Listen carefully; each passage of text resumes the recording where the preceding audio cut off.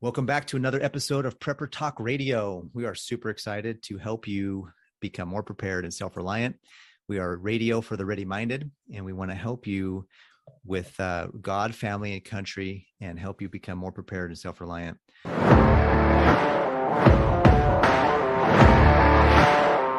Today, in our podcast, we're going to talk about dog and cat kits. We're going to talk about some other kits, and we're going to just kind of continue our conversation from the podcast a couple times ago where we focused in on kits. So make sure to stay tuned to the end of the podcast. You're not going to want to miss the information we're going to share with you about the kit information that we're going to have. We're going to get into some real detail, and you're not going to want to miss it. So we're going to be updating our website soon. So make sure you go to preppertalkradio.com and sign up for our email lists. Make sure you're hitting our social media.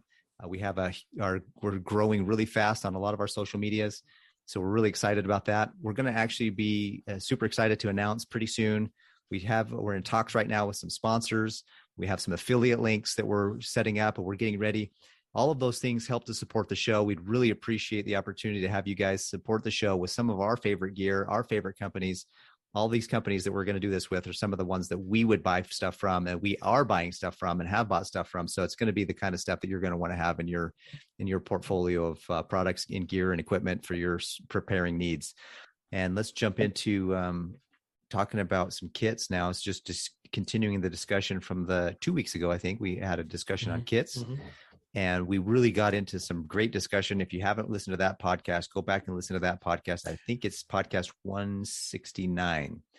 And it's about kits. We always run out of time. We always run out of time. There's never enough time.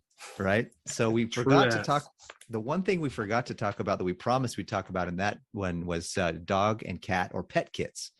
And what to do if you have a dog or cat. Almost every prepper I've met has a dog or a cat or an animal of some kind. Two of each. So it's critical. Yeah. So what are some things? I got a list. I went to my local city, had a preparedness fair, and there was a lady there with a booth, and she was with the Utah Community Animal Response Program. And she had a whole list of things for dog and cat evacuation checklists. And so we're going to scan this in, and we're going to make it available on our resources page on our website. So if you aren't already on our resources page, make sure to go to preppertalkradio.com and click the resources page and enter your email address and get access to those resources, because this will be up there. So what do you guys want to talk about regarding dog and cat evacuation kits? Well, maybe read off your list there. And honestly, that's not something I've honestly spent a lot of time with. I think animals can fend for themselves when it comes to SHTF. That's kind of been my attitude. But I do have a good supply of pet food, dog, cat food. Just like for us, I got 3 months of our food on the cupboard shelves, in the cupboards. I got 3 months for the animals too. So yeah, I think that's important. The key. Like my brother-in-law, they're urban homesteaders, and so they've got a dog, and then they've got all of these other, a couple dogs in the house, but all these other animals, chickens, quail, and everything else. And one of the biggest things he's always done is he's got a pack that he puts on his dog, that if there's a disaster, it's got all the food, collapsible bowls, like everything the dog needs, including medications, in this little harness that completely connects. And he's like, and on top of that, he's like, the dog will carry another 15 pounds of my stuff. And I'm like, nice, wise. A pack animal. He's got little kids, and so it's a pack animal. And I think that's super wise. I mean, you can go through the list of things that we recommend, but like, I don't have pets other than my fish, and that's going to be a tiny, tiny, tasty little morsel. But like, other than that, like, what do you do? Storage? Most of the homesteaders have plenty of food for their animals, and they should. They should be storing their feed, all the feed they need, because that's having problems too, obviously. Yep. So let me just read down this list here. The basic supplies. It talks about a pet carrier. If you want to interrupt me and discuss any of these, let's jump in. A leash or a harness, of course. Collar with ID. A muzzle, waterproof container, bedding, blanket or towel, and some toys. Phone numbers. A list of phone numbers for the veterinarian. And medications, like we talked about already, about different medicines that your dog needs, a basic first aid kit for your dog, a month's supply of flea, tick, and a heartworm preventative. That's something I wouldn't have thought of. records, rabies certificate, vaccination and health records, microchip paperwork if you have that, most recent heartworm test, most recent FIV test, photos of you and your pet. And the lady said that's important because if your dog or cat gets lost and you have something that you might have found a dog, it's important to have a picture with you and the dog. That way they can confirm, hey, you really are the owner. You have a picture with them, because sometimes that can be important. You don't want to have your dog get lost. Somebody says they found it, and then somebody else goes and picks it up and has a perfect description because they saw your picture on the telephone pole or whatever, and your dog's gone now into some trafficking or whatever. So if the person the pet is with you, you're not the person with the right person. Never heard of pet trafficking before. I guess gets sold for meat, right? If it's a good dog. This is good dog. It is real though. There's a legit thing about pet trafficking. So animals can get trafficked as well. Yeah. Feed and water, which we talked about already, and then waste management. Litter box, cage liners, paper towels, plastic bags, disinfectant, and have a can opener too, because a lot of animals, the food is in a can, and you want to have a can opener to go with it.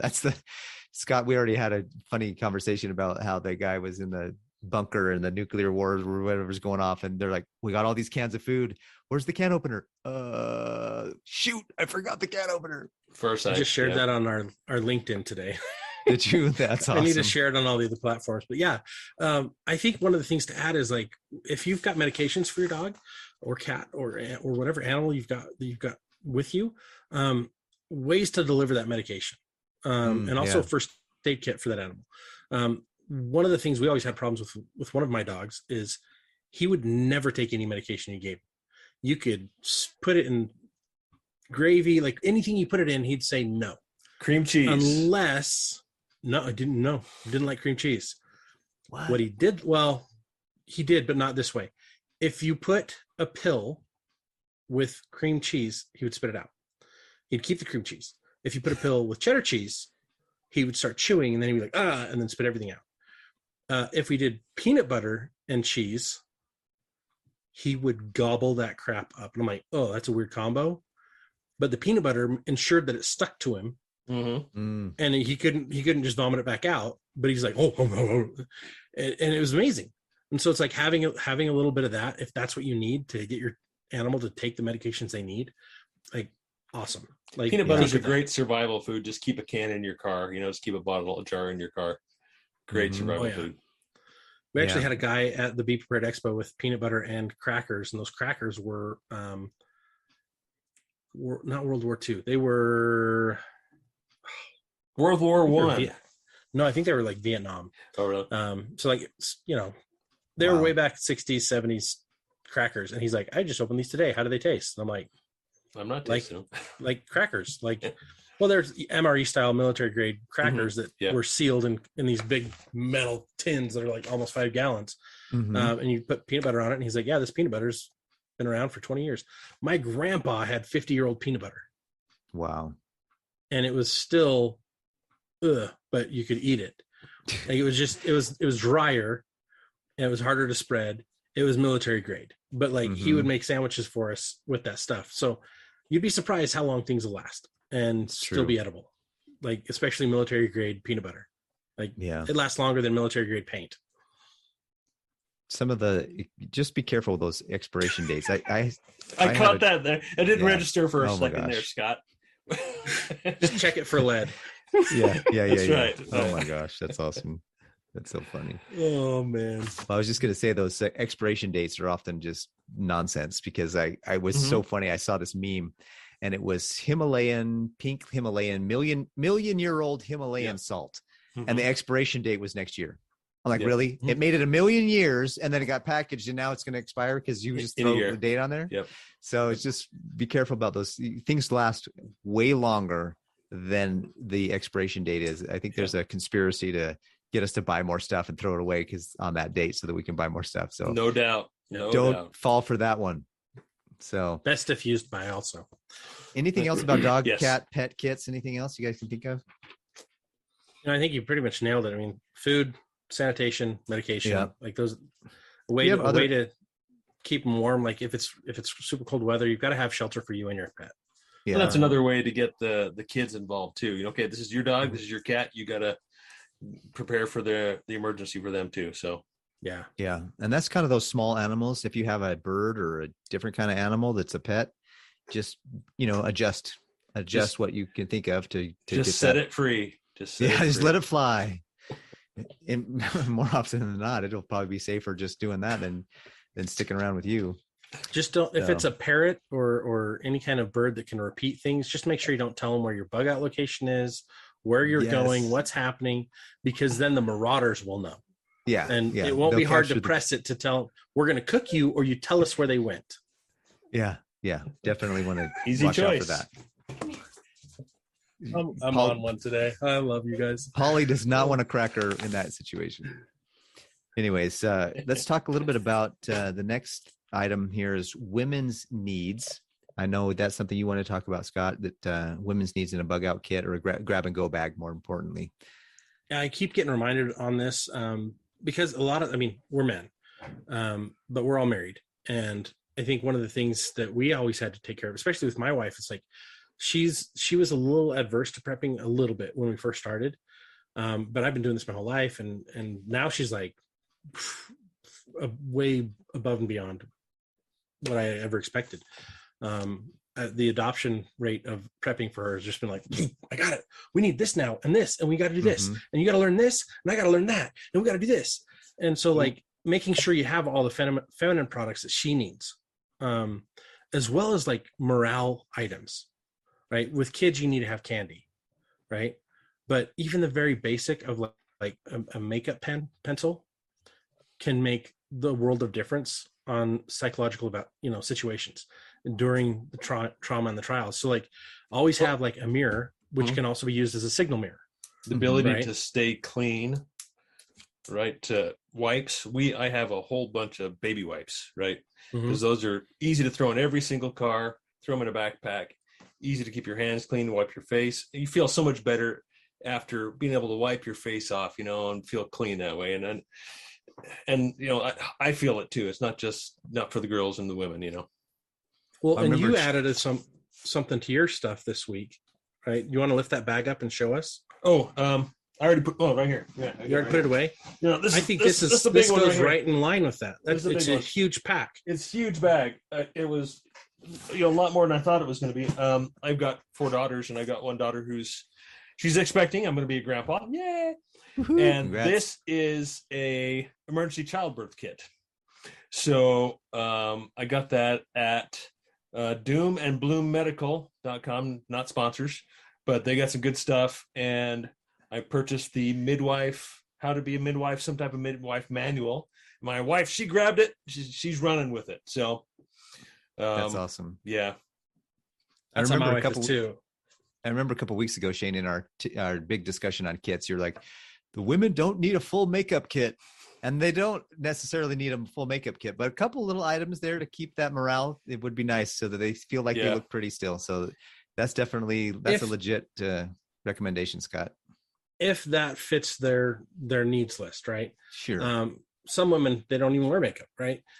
Some women understand, like, in this kind of environment and situation, forget it, right? I'm alive. I don't care about everything. They're happy for it because they don't want to put the darn makeup on, right? Yeah. And they don't want to take it off either. And the other thing is, like, there's other types of things that a female might want. Like when you're hiking, if you're on a bug out journey, or you're driving down the road and you've got to pull over, and they've got to take care of business, right? They don't want to have to expose the rear and everything else to the world or to take care of things. Half a mile. Right. Mm-hmm. And so there are tools you can get to help them. There's these little Go Girl. I forget what they're called. Go Girl. Thank you. Yeah. And that's what we've got. My wife got a couple of those. And there's so many other different types of products as well that they can use. But look at the list we've got in the site, because there are those types of criteria taken care of. So you can know, this is the product to look for. But that way they can stand there and take care of business just like a guy without having to drop trowel. And it'll keep you going quicker. It'll keep them feeling more comfortable and secured and protected. Yeah. And so make sure you're taking consideration of that. Like, guys, for all the guys that listen to us, listen to your wife. Like what her needs are, like make sure you take care of those. Yeah. Because